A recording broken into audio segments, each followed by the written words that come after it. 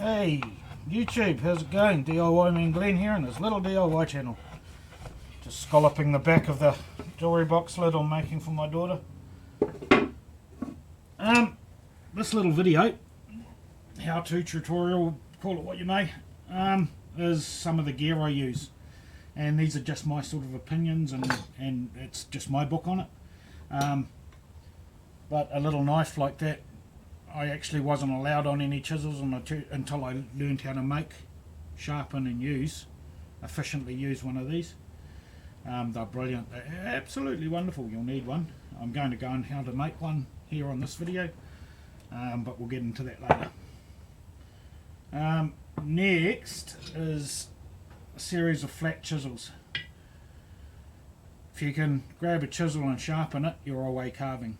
Just a normal flat chisel and sharpen it, it'll do most of the jobs any of these other chisels will do, bar the scallops. Yeah, so characteristics of a really good chisel is the taper edge. I don't know if you can see it, it tapers down to the point. If you can see one of those online and see that taper in them, awesome steel. And maker's marks too. This is from England, Sheffield, England, I think. Yeah, made in Sheffield, England. Really good quality metal, an old antique chisel I've picked up off second hand shop. This one here was my granddaddy's old school tool, and I sort of rescued it and put it on back into circulation. It's about a 6mm. I love it, it's cool, good to know my grandfather used it. And also I believe there's no such thing as an antique tool, they're all built to use then, why not use them now?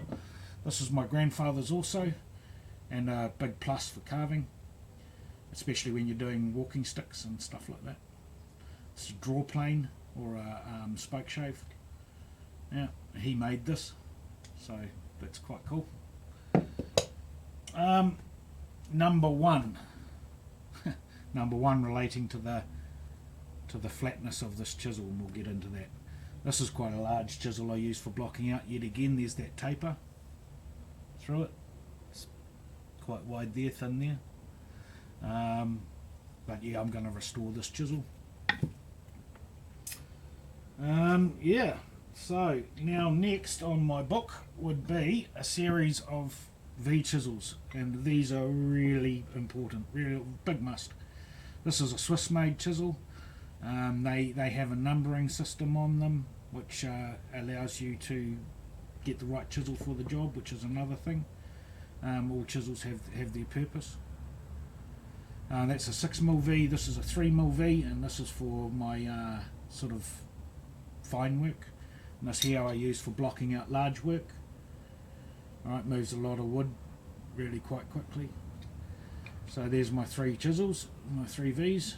Sorry for stabbing you in the face with them. On to the scallops. And back to that numbering system.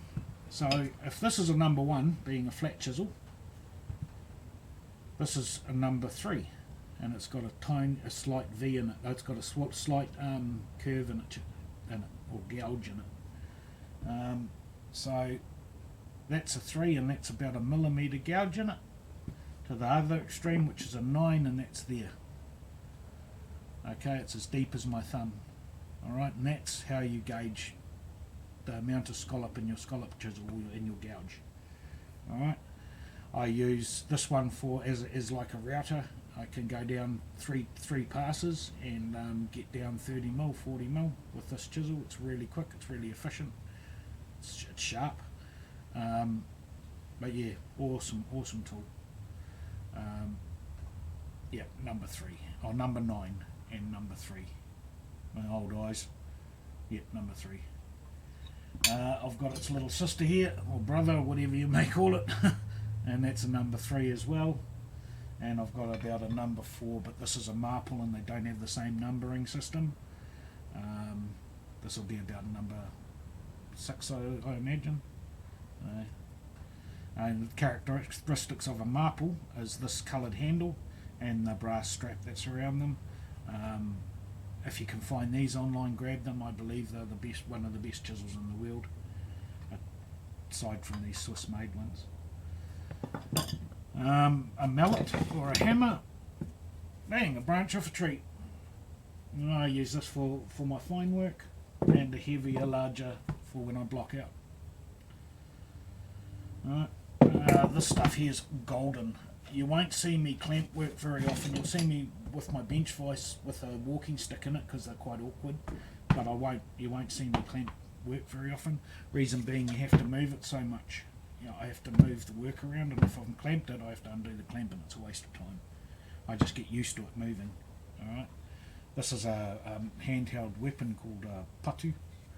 It's a Māori, native New Zealand Māori weapon, and I'm making it for a gift, some gifts for people that are coming over from overseas. There's a koha, it's called. This little non-slip mat, you may have seen it around if you've been around YouTube a while. Woodworkers use it quite often. It's actually designed to stop mats from slipping on carpet. You lay this down first, lay your mat over the top of it, and your mat won't move. But I use it for keeping my work solid, and it works as well as any clamp. Alright.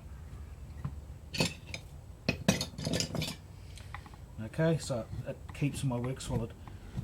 I believe that this cut that I'm doing now is the basis of all carvings.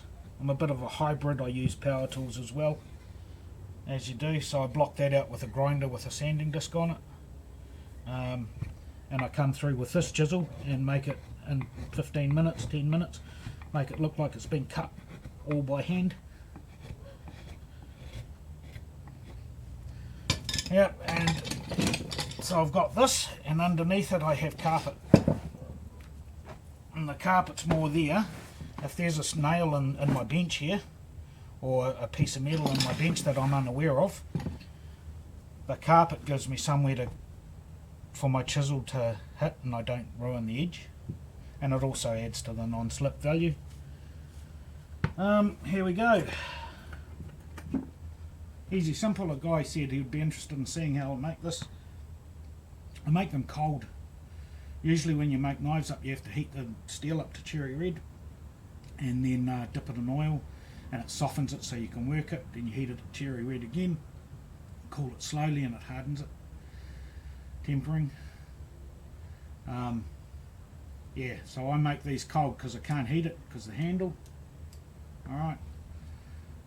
All I simply do is, this was connected to that, making a butter knife. Yeah, so I cut it off with a hacksaw. Okay. And then I grab quite a solid block of wood, and I set that in around a 36-degree angle or so. 30 to, yeah, 36, 35. And I simply file the bevel edge on it. You're thinking, gee, that must take a while. But I've got about 15 minutes in it.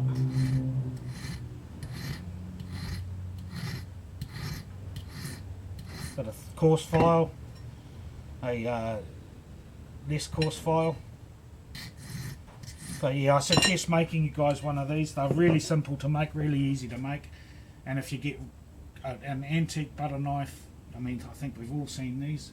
It's really good steel. It holds its edge, and as long as you don't overheat it, it doesn't need the tempering process. There'll be a description to Facebook, my Facebook page, my woodworking page at the bottom of this video. Please go and say hello there, post your work. I'd love to see your work, especially beginners' work. I love to see sort of people's work at the beginning. Also, like, subscribe, pass it on if you enjoy my content. I'd appreciate that. It'll help build the channel and that. Otherwise, I'll see you on the next video. Well, I won't, but you'll see me. Okay, have a good one.